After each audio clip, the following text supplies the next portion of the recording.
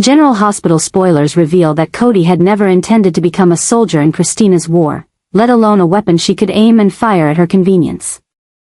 When she first approached him with her desperate, convoluted plan to seduce Ava in order to destroy her relationship with Rick and, by extension, unravel the blackmail scheme threatening Alexis, Cody hesitated. Not because he thought the idea was beneath him, he had made mistakes before, plenty of them, but because something about the way Christina pitched the plan felt too personal, too messy. Too charged with unresolved emotion masquerading as righteous justice. Still, against his better judgment, Cody had agreed. Maybe it was the thrill, maybe it was loyalty. Or maybe he just wanted to feel useful for once.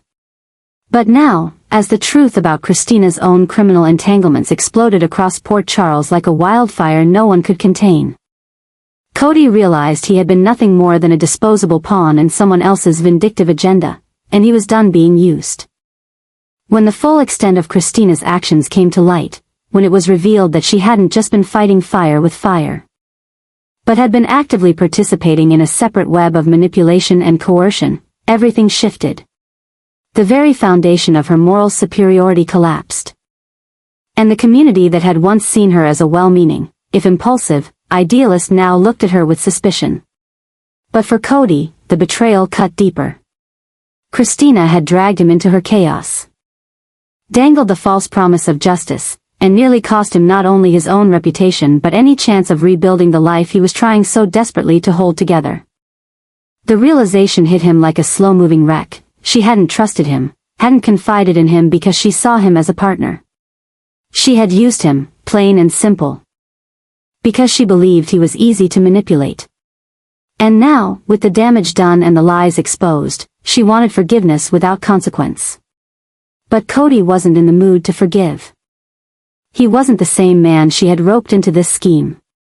Something had awakened inside him, a hunger not for revenge in the traditional sense, but for balance. He wanted her to feel what he felt. He wanted her to know what it was like to be betrayed, cornered, humiliated. And he knew exactly how to start. He didn't need to raise his voice or seek public confrontation. His vengeance would be quieter, more surgical. He would destroy the one thing Christina still clung to, her illusion of control. And it would start with Ava.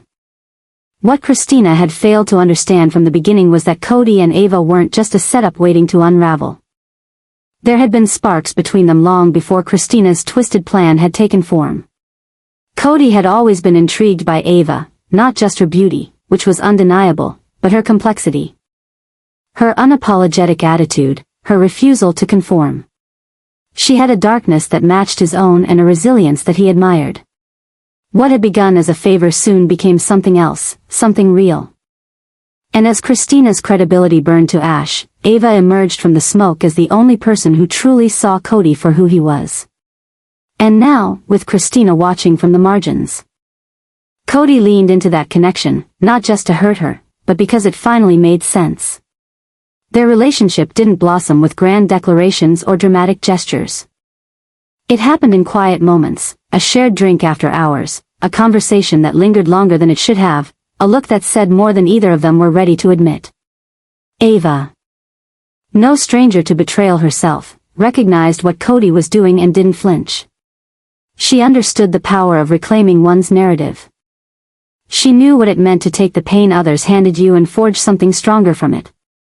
And so, when Cody began showing up at her doorstep without pretense, when he spoke not as a seducer but as a man tired of being everyone else's collateral damage, she welcomed him, not just into her home, but into her story. Together, they became something unexpected. Not a whirlwind romance born of lust and rebellion, but a calculated alliance of two people done being controlled. And their presence together in public, walking through the town square, appearing side by side at events, speaking in hushed tones just loud enough to be overheard, sent a clear message. Cody had chosen his side, and it wasn't Christina's. The rumors spread fast, as they always did in Port Charles, and the shock on Christina's face the first time she saw them together was more satisfying than any confrontation could have been.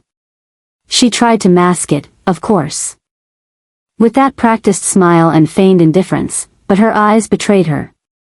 Cody saw the panic, the disbelief. The moment she realized that the man she thought she could control was now slipping permanently beyond her reach. But Cody didn't stop there. This wasn't just about flaunting a new relationship. This was about dismantling Christina's influence brick by brick. He began speaking openly about the events that had transpired, sharing his side of the story with those who would listen. Not with malice, but with quiet candor. He didn't need to lie or exaggerate. Christina's actions spoke for themselves. Her credibility continued to erode. And those who had once defended her now questioned her judgment. She had become what she had once stood against, someone who used people as tools, who justified deception in the name of a cause. Who believed that the ends always justified the means. The more Christina tried to recover, the more unstable she became. Her temper flared in moments where she once would have shown poise. Her attempts to reclaim moral high ground fell flat, and her efforts to confront Cody were met with silence. He didn't argue. He didn't fight. He simply looked at her with the calm detachment of someone who had moved on. And that, more than anything, drove her mad. Because Christina thrived on chaos, on emotional entanglement. On being the center of the story. But now, she had been relegated to a supporting role in someone else's tale, and she hated it. Meanwhile, Cody and Ava continued to grow closer. Not because of their shared disdain for Christina, but because they found something in each other that neither had expected, a sense of peace. Their connection was built on truth. On mutual understanding, on the scars they both carried without shame. In each other, they found a mirror of their own flaws and the possibility of redemption, not through denial, but through acceptance. It wasn't perfect. It wasn't easy. But it was real. And in the wake of so much manipulation, real was enough. Eventually, Cody stopped thinking about Christina entirely. She became a memory, a cautionary tale, a reminder of the cost of misplaced loyalty. His revenge had been executed not with violence, but with distance. Not with confrontation, but with consequence. He had taken back his narrative, and in doing so, he had exposed hers. She was no longer the hero of her own story. She was the antagonist in his. And while she might find a way to rebuild, to spin a new tale, she would never again have the power to control his. And so, Cody walked forward, not as a pawn, not as a victim, but as a man who had finally learned that survival wasn't enough. You had to reclaim your dignity, your voice, your place. And beside him, Ava walked too, fierce and unbroken. A woman who had once been the target of a scheme but had instead become part of a new beginning. Together, they were more than a couple. They were proof that even in a town as twisted as Port Charles, where betrayal is currency and secrets are weapons, two people could still rise from the wreckage and write a story that belonged only to them. Cody was undergoing a profound shift. One of those quiet but irreversible transformations that didn't begin with a dramatic event, but rather with the slow accumulation of betrayals, realizations, and unspoken disappointments.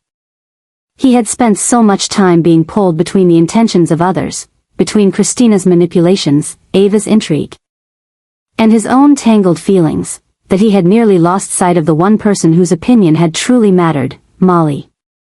And now, in the aftermath of Christina's downfall and the emotional wreckage left in its wake, Cody found himself staring directly into a new dilemma. One that brought Molly back to the center of his internal storm. It was no longer just about clearing his name or escaping the shadows of someone else's scheme. It was about reckoning with how deeply he had let himself become the kind of man Molly would never recognize, let alone trust. This was the adjustment, the realignment that Cody hadn't anticipated. He was no longer running from Christina or chasing Ava's chaotic flame. He was looking at Molly, not with romantic longing, but with regret so sharp it carved out something hollow inside him. The choices he had made in the name of loyalty or spontaneity had pushed him further from the one steady presence he might have counted on, and now, that distance felt both deserved and unbearable. It wasn't simply that Molly was disappointed in him, he expected that. It was that she had withdrawn entirely, the kind of withdrawal that didn't come with anger or confrontation, but with silence. With absence, with the finality of someone who had simply chosen to no longer engage. And for Cody, that silence echoed louder than any argument ever could. The obsession Christina had ignited in him had now cooled, but it left behind a residue, an awareness of just how easily he had let himself be manipulated. And how dangerously close he had come to losing the only people who had once believed in his potential. And with that awareness came a new kind of pressure. It wasn't jealousy. It was grief, the grief of a missed chance, a squandered opportunity, a version of himself he could have been, had he made different choices. This realization was not a revelation Cody welcomed. It wasn't liberating, it was suffocating. Because it came not with the promise of redemption, but with the understanding that some bridges, once burned, could never be rebuilt. Molly had always operated on principle, on truth, on clarity. And Cody, for all his charm and impulsive decency, had allowed himself to become murky, unreliable. Even dangerous by proximity. And now, as he looked around at the wreckage Christina had left behind, at Ava's unpredictable orbit and his own emotional exhaustion, he couldn't help but feel haunted by the stability that Molly had once offered, and the weight of knowing he could never reach it again. This emotional shift, this adjustment, as it quietly settled into Cody's psyche, was not an awakening, but a reckoning. And it brought with it new complications, new obsessions, new regrets. Because now, every choice he made was filtered through the lens of that absence. Every conversation he had, every woman he stood next to, every night he spent alone was infected with the thought of what might have been if he'd just walked away from Christina's offer. But regrets don't erase consequences. And the consequence of betraying Molly's quiet trust wasn't dramatic scandal, it was the slow decay of hope.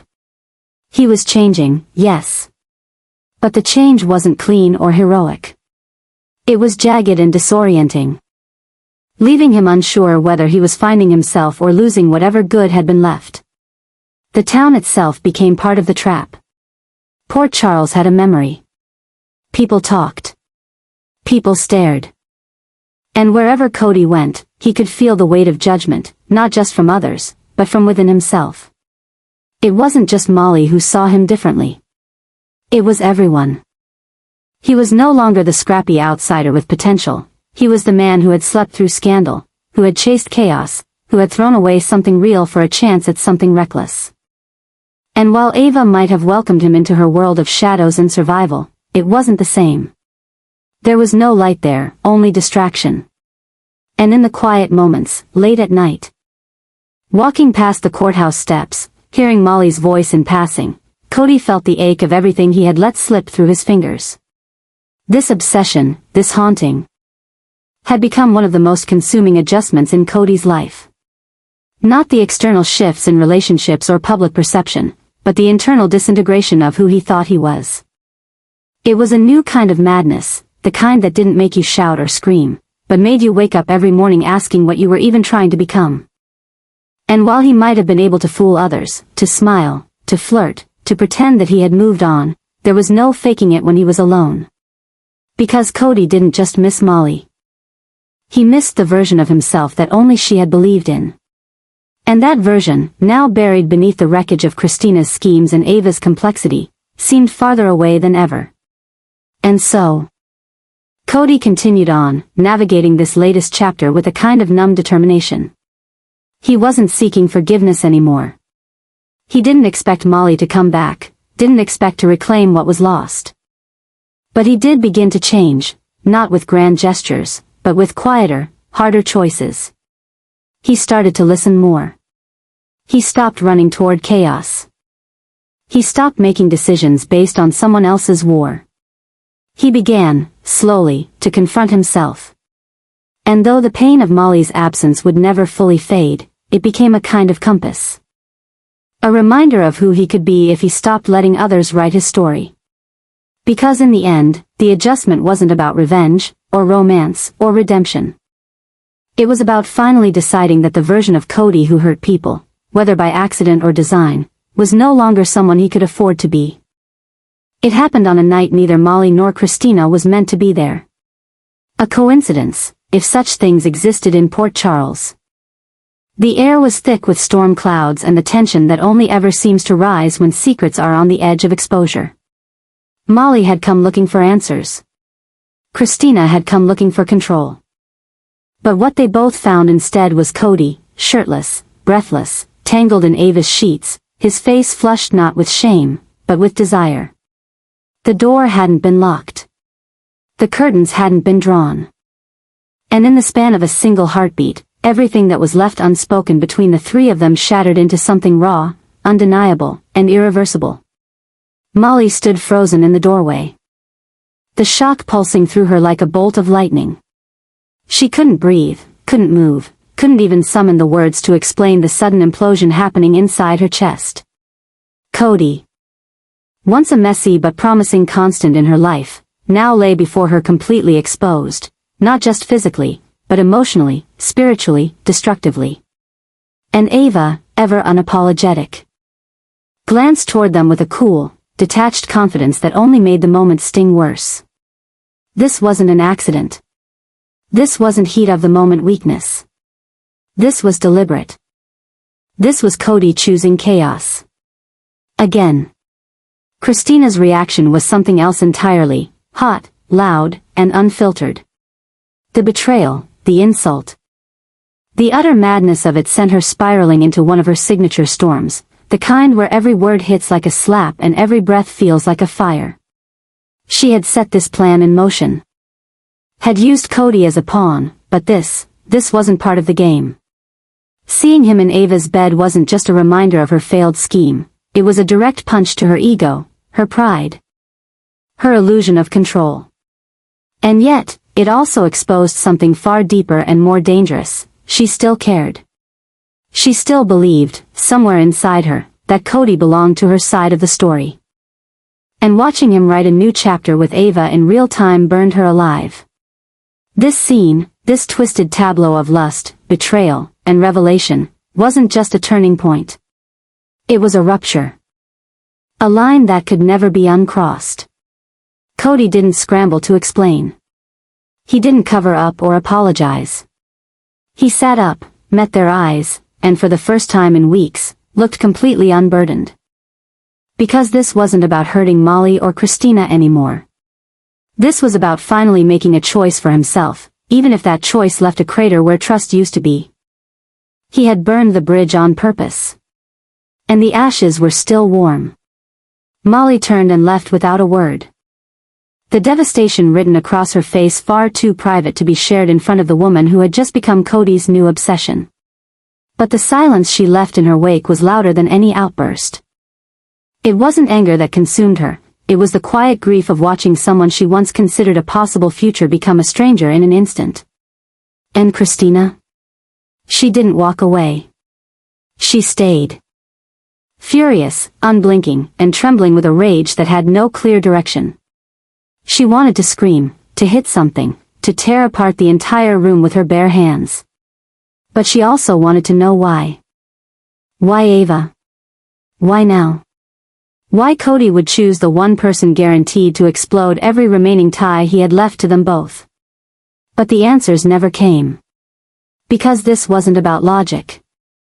This was about the latest in a long line of dangerous adjustments spiraling out of control. Cody had finally crossed the line, and taken Ava with him. And the fallout was just beginning. Cody was no longer the man people underestimated. Gone was the version of him that played the fool, the one everyone believed could be manipulated, handled, and discarded once his usefulness expired. In his place stood someone new, someone darker, sharper, someone who had learned that power didn't come from trust or love, but from knowledge, from secrets. And from the willingness to do what others wouldn't. What began as a misguided attempt to help Christina dismantle Ava and Rick's relationship had morphed into something entirely different. Something Cody hadn't planned, but now fully embraced. After Christina's betrayal, after seeing how quickly she turned on him and used him as a disposable pawn in her war, Cody made a decision that would change everything. He aligned himself with Ava, not just physically, not just emotionally, but strategically. And with that alignment came one of the most dangerous partnerships Port Charles had seen in years. Ava didn't need convincing. She saw in Cody the potential for chaos, for manipulation, for calculated revenge wrapped in boyish charm. She had been underestimated too many times in her life to not recognize the same hunger in someone else, the hunger to be feared, to be respected, to never again be used by anyone. Together, they weren't a couple in love. They were a unit built on shared bitterness, on secrets, on quiet rage. And when they turned their attention toward Alexis and Christina, it was no longer about one botched scheme or a personal grudge. It became about domination. It became about watching the two women crumble under the weight of their own hypocrisy. Cody had seen it all. The way Christina paraded her moral superiority, lecturing others while hiding her own manipulative tendencies. The way Alexis wore her past like a badge of survival but continued to control her daughters with veiled judgments and conditional love. These weren't just women who had betrayed him, they were symbols of the very kind of duplicity he had grown sick of. And now, with Ava by his side, he had everything he needed to burn their carefully curated worlds to the ground. Together, they gathered proof, audio recordings, messages, inconsistencies in stories that didn't quite line up. Ava had access, charm, and the ability to slither through cracks no one else noticed. Cody had insight, timing, and now, the cold resolve to use every piece of information he had, no matter the cost. The blackmail started slowly. A text here. A voicemail there. Just enough to make Alexis nervous, to make Christina second-guess her next move. They didn't demand money, not at first. Their demands were more insidious: a column pulled, a meeting cancelled, a public statement retracted. They were testing the water. Watching as Alexis tried to maintain control while quietly unraveling behind the scenes. She couldn't tell anyone. She couldn't fight back. Because the information they had wasn't criminal, it was reputational. Personal. Embarrassing. It was the kind of material that didn't destroy careers. It destroyed credibility. It rewrote legacies. Christina fared worse. Her temper, already fraying, became volatile. She couldn't sleep, couldn't trust anyone, not even Molly, who was still recovering from her own emotional fallout after witnessing Cody in bed with Ava. Christina felt isolated, boxed in, and every time she tried to confront Cody, he met her with calm indifference, a smirk, a shrug, a reminder that she had started this. That she had chosen to weaponize him. And now, he was simply returning the favor. It drove her mad. And Ava loved every second of it. The town began to whisper. Cody and Ava appeared at events together, dressed to kill, unfazed by judgment. They were seen dining in public, laughing at private jokes, walking arm in arm through the very spaces Alexis once dominated. Every appearance was a message: we're not hiding. We're not sorry. And we're not stopping. Alexis tried to rally allies. But her discomfort was obvious. Her writing became erratic, her confidence shaken. She began making mistakes, missed deadlines, contradictory public statements. Her polished exterior was cracking. And the community she once held in the palm of her hand was beginning to question whether Alexis Davis was finally losing her edge. Cody and Ava didn't stop there. They escalated. They hinted that if Alexis didn't step down from a board appointment, they'd leak recordings of private family conversations, clips that painted her as domineering, out of touch, even emotionally manipulative. They suggested they might leak Christina's failed plans with Cody to the press, expose her as a schemer, not a social advocate. It was psychological warfare. And they were winning. Because what Christina and Alexis never saw coming was that the man they thought was beneath them had found someone who knew exactly how to sharpen his edges, and unleash him. Behind the scenes, Ava pushed him further. She fed his anger, molded it into strategy. Let them squirm, she whispered. Let them wonder what's next. And Cody, no longer questioning his choices, embraced the role. The more Alexis faltered, the more Christina spiraled, the stronger Cody felt. He was finally in control. No longer a pawn. No longer the charming distraction in someone else's story. He was the author now. And the story he was writing had no place for redemption. Only consequence. And yet, buried beneath all the triumph, a new kind of madness began to form. Because power, once tasted, demanded more. Ava started suggesting other targets. Other Davis family secrets. Old flames. New enemies. And Cody found himself caught in a current he couldn't stop. He no longer knew where Ava ended and he began. Their identities blurred in the pursuit of domination. But even as the thrill consumed him, even as Christina withdrew from public life and Alexis tiptoed through her days trying not to trigger the next strike, a part of Cody, small, hidden, but still there, wondered how far was too far. He had gone from seduction to blackmail, from pawn to predator. And the man he used to be was unrecognizable. Still, he pushed forward. Because the damage had already been done. And in Port Charles, once a secret was weaponized, there was no going back. Cody and Ava had become the storm. And everyone else? Just casualties waiting to happen.